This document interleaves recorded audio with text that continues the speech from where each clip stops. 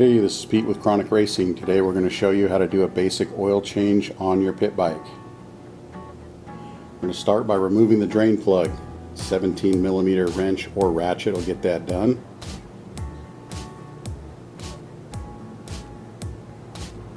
Once you pull the drain plug, we'll go ahead and let the oil drain. Some motors are going to take 750 cc's and some will take a full quart. We recommend either 1030 or 1040 conventional motor oil.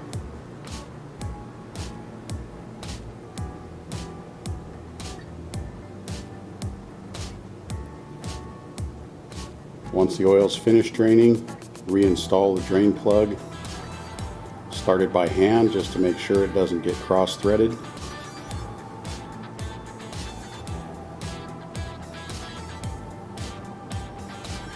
And when you're tightening it, you want to go basically snug and a quarter turn. Be careful not to over tighten or you could strip the case.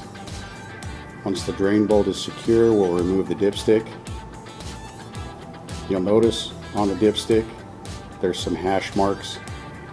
You're going to be full when you're reaching the top X. We'll insert the funnel, start adding oil. We start with 750 cc's and then we'll check the dipstick and add if necessary.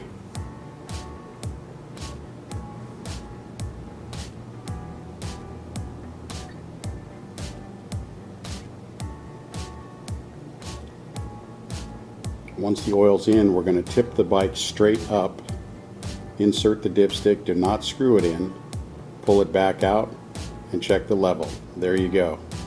This one's full right to the top and you're ready to ride. If the oil was registering low, you would just want to add until it meets the full mark.